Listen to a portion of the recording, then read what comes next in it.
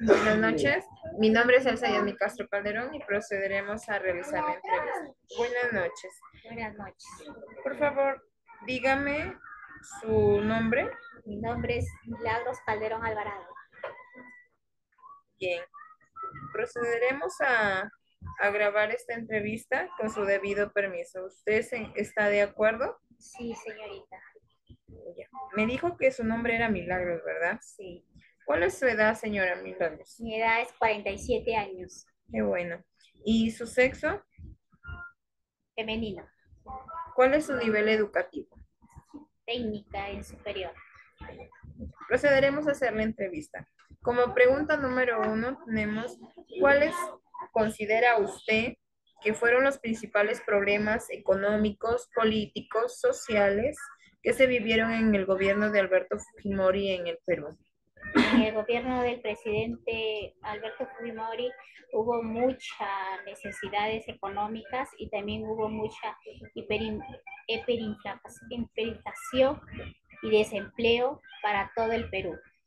Y en cuanto a lo político, ¿usted qué les considera?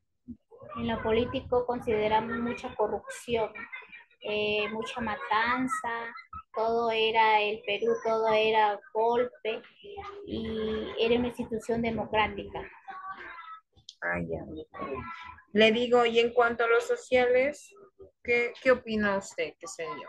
Había mucha violencia, mucho sendero, terrorismo y violaciones en derechos humanos. Ahí predominó bastante el terrorismo, ¿verdad? Ajá, Sí, en la época. como pregunta número dos, señora Milagros, tenemos, ¿qué medidas se implementaron para combatir la inflación durante el gobierno de Fujimori? ¿Por qué fueron o no efectivas? Hubieron programas de estabilización económica conocidas como el Fukis El famoso Fujishock. Shock, liberación de precios, privilegización de empresas estatales y muchas reformas fiscales y monetarias. ¿Y usted por qué cree que fueron o no efectivas? Eh, Fueron efectivas, produjeron la inflación drásticamente, estabilizando la economía. Y sin embargo tuvieron altos costos las cosas, se subieron demasiado, en aumento del desempleo y pobreza a corto plazo. Hubo mucha pobreza en nuestro Perú. Claro, entiendo. Como pregunta número tres tenemos, ¿qué políticas sociales se implementaron durante el gobierno de Fujimori para abordar la pobreza y desigualdad en el país? Hubieron programas de ayuda directa como FONCODES, Fondo Nacional de la Compensación de Desarrollo Social, iniciativas de infraestructuras en áreas rurales, en varios sectores así de pueblos y caseríos más que no tenían muchos recursos económicos. Entonces, pues, hubieron muchas ayudas. Bastante uno. ¿Qué opina? Como pregunta número cuatro tenemos, ¿qué opina de las medidas que se realizaron en el gobierno de Fujimori para combatir a los grupos terroristas como el Movimiento Revolucionario Tupac Amaru y Sendero Luminoso? Pusieron que tener operativos militares, policiales, intensivos, captura de líderes de Sendero Luminoso, ahí para un poco la matanza en nuestro Perú. Y como Abimael Guzmán y la operación de Chavín de Huántar. Y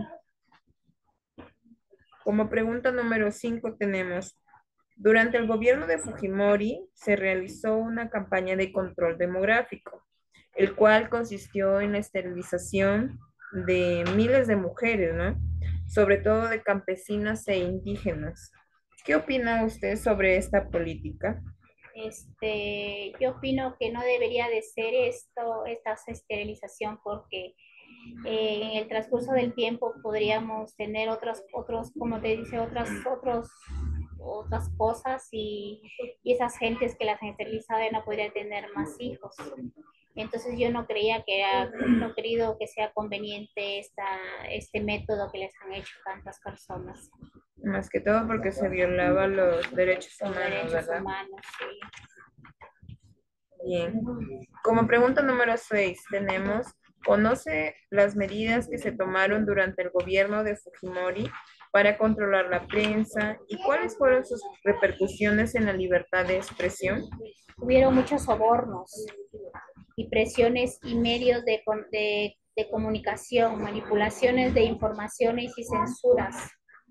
Y yo no estaría de acuerdo porque imagínate, a la gente le daban sus partes y quedaban callados y no eran así las cosas, porque deberíamos de ser una comunicación abierta más que todo, pero no fue así, solo era sobornos y sobornos en su política del señor. Las famosas cortinas de humo, ¿no? Que siempre muchas veces se da. Como pregunta número 7 y última pregunta tenemos, ¿cuáles fueron los eventos que llevaron a la caída del gobierno de Fujimori en el año 2000? ¿Y qué consecuencias tuvo para nuestro país?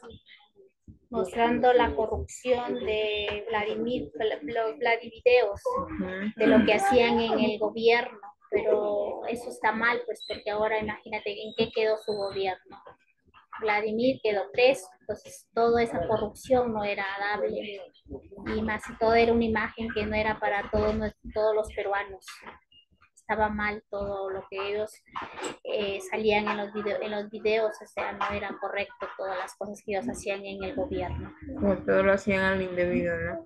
Y más que todo Protestas tenían su bienestar, buscaban su bienestar personal para más que ellos, todo de niveles del política. gobierno, y eran protestas que no debería ser así, presiones internacionales.